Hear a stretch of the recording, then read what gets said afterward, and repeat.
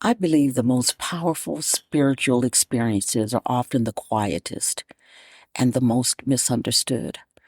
I believe human beings have always had multiple ways of perceiving truth through the body, through intuition, dreams, prayer, sensations, and direct knowing.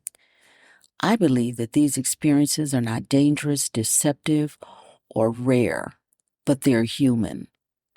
In this space, we normalize lived spiritual experiences without dogma, fear, or control. We honor both ancient faith languages and universal spiritual language, understanding that many traditions point to the same sacred reality. I don't ask listeners to believe what I believe.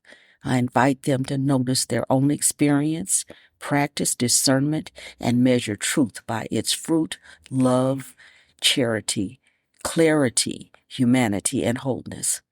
A diamond moment is where time, heat, and pressure are integrated, not to harden us, but to reveal what was always true.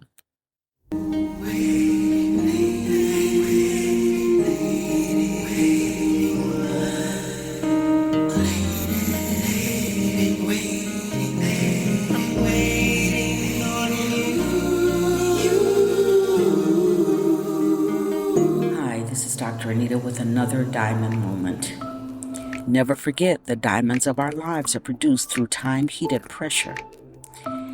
And it is what we do with those instances, those situations, those things that create our lived experience. We've been given a way to understand everything that's going on around us. The difficulty is our teachers in the past did not teach us how to listen to what's taking place inside, because through fear, they believed that listening to your inner man would somehow connect you to a source of knowledge that you were to be fearful of. And why is that? Because those who sowed the fear were reaping the benefit of your fear in their own lives. As I shared with you before, my spiritual experience, while I was given the opportunity to explore, to express, to see, to believe as God, creator, source, universe was showing life to me, I also had the experience that many have had within a Christian environment. Within that environment, I learned, I was able to gain levels of healing. But I think one of the things that was always most interesting to me is that the terminology in many Christian circles always put off the deliverance, the healing, the success, the relationship. It always put it off to another time. And it always used words that were indicative of it's not now, it's later.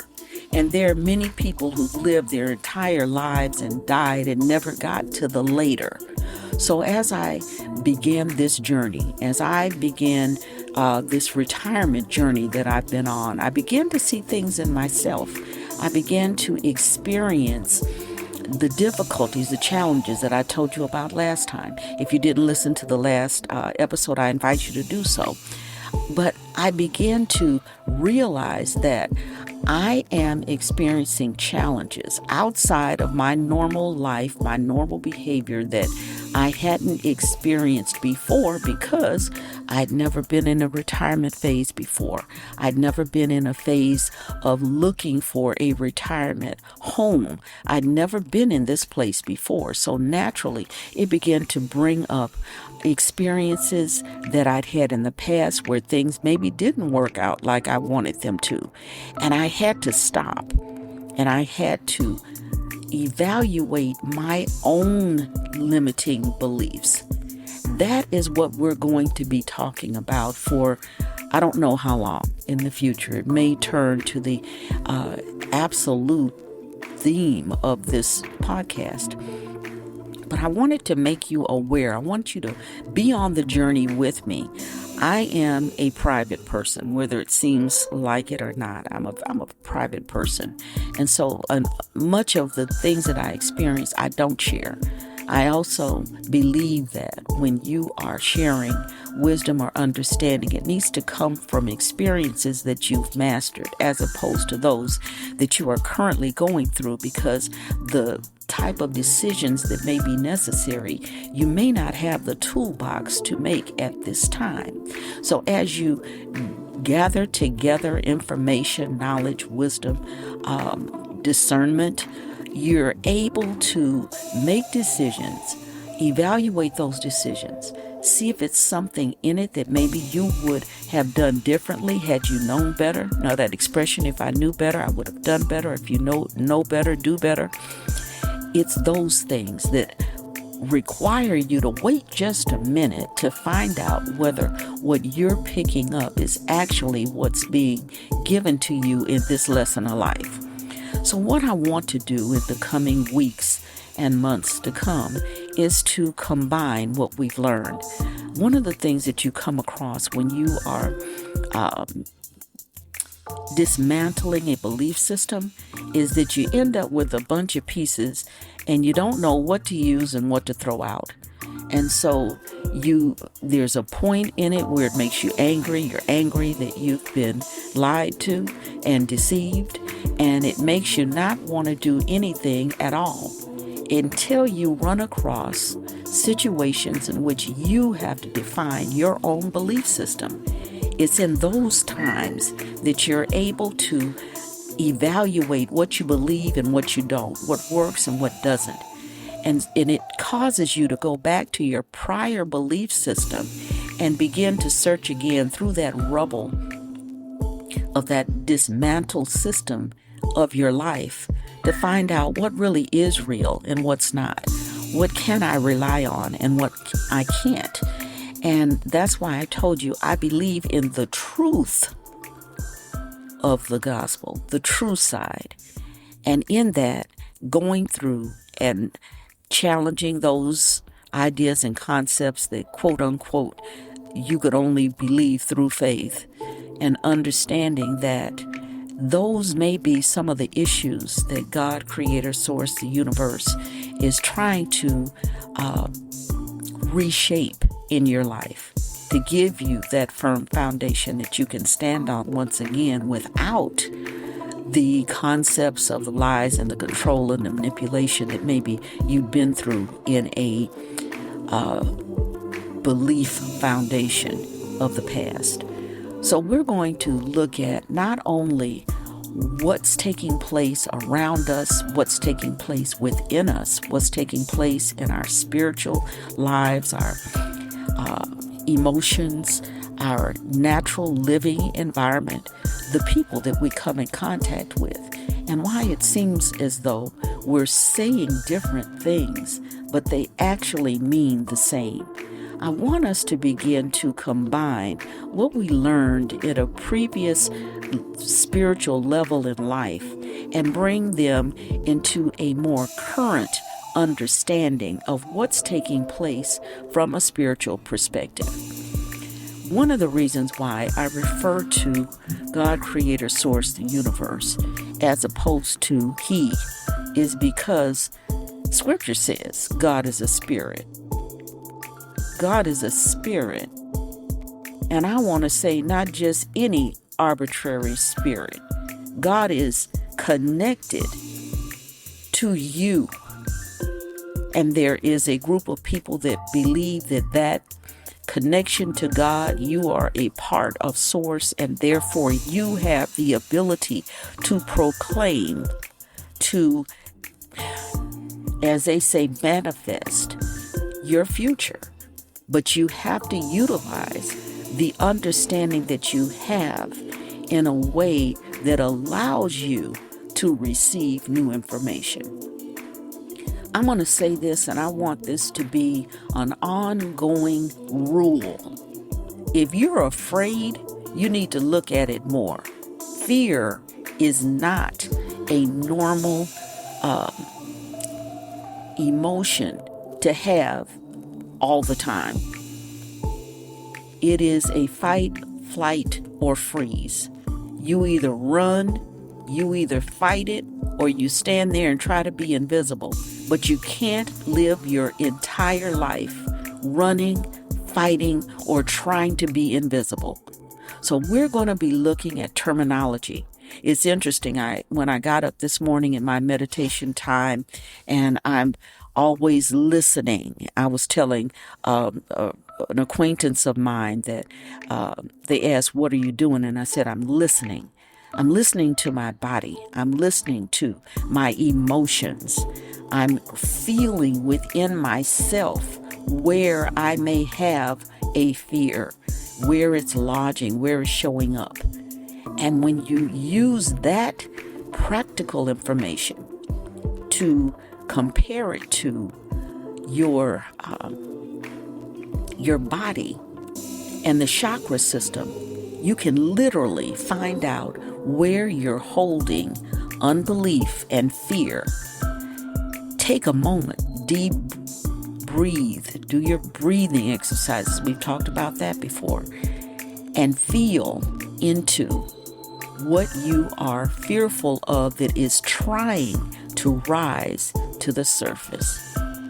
So, as I was telling you about my experience, and that much of what I had been using to overcome the grief of the loss of my child, I put it on, but it didn't always fit me. It wasn't an easy fit many times. And as I began to question why, it required me to tell my own self the truth. My mom used to say, "Tell yourself the truth." If you can't tell yourself the truth, you've got a real problem.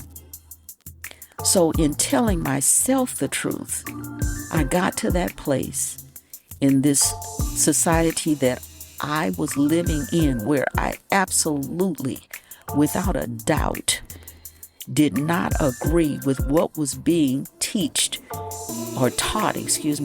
to the public. I don't believe in Christian nationalism. I think God, creator, source, the universe, made a place for everyone. And for people who would use what they term as sacred scripture in order to enslave, to abuse, to justify the misuse of others, I don't care who you are, it's wrong. In my estimation, it's wrong. And if it doesn't roll back to love, if it doesn't roll back to what God is, and as scripture says, God is love. And it goes on to say, if you don't love, you're not of God, because God is love. And if you just use love as a ruler to measure how far away from God you are, you'll be able to find your way back. So we're going to be doing some vocabulary. Words like glossolalia, which means speaking in other tongues, which is not a Christian experience. It is a spiritual experience. And how the Bible says that out of your belly shall flow rivers of living water, and how that relates back to the chakra system, and specifically the sacral chakra, from which spirituality dwells, being listed in the area of the belly, under the navel, above the root chakra. When you begin to realize that these things have been talked about for many thousands of years, more years than Jesus has been known into the world. I said, and I say this, that I believe that in the lost years where they stated that Jesus was growing in stature and favor with God and with man, that Jesus was learning, Jesus was studying, Jesus was moving, Jesus was finding out about the ancient traditions that he would come back to explain. And if you get a different perspective on the words that are attributed to Jesus, you might get a different perspective on what real spirituality is. If we remove the patriarchal words of he and allow them to be gender free, we're able to get a different vantage point of God, creator, source, the universe, which is directly connected to us. This attempts to lead, guide, order, and direct our steps through our spirit man. And it's time for us to pay more attention to God, creator, source that is actually directing our steps than to allow someone outside of you to cause you to be fearful of your own interconnection to God. We've talked about how the youth are not going for it anymore, how the youth are beginning to move themselves away from the limiting concepts and beliefs that we were subject to in order to have that connection that they desire with God.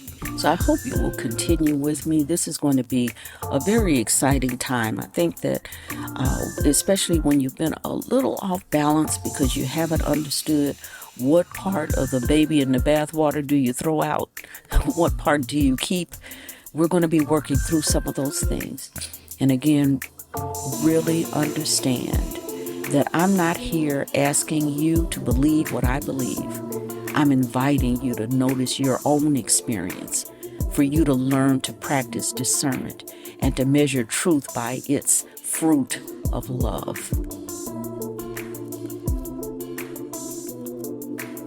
If you haven't done so, please visit my website at www.DrAnitaMc.com. That's DrAnitaMc.com. Join me on FanBase.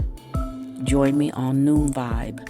We're going to be taking this same course in different ways on those platforms as well. I hope that you will work with your Diamond Journey Journal.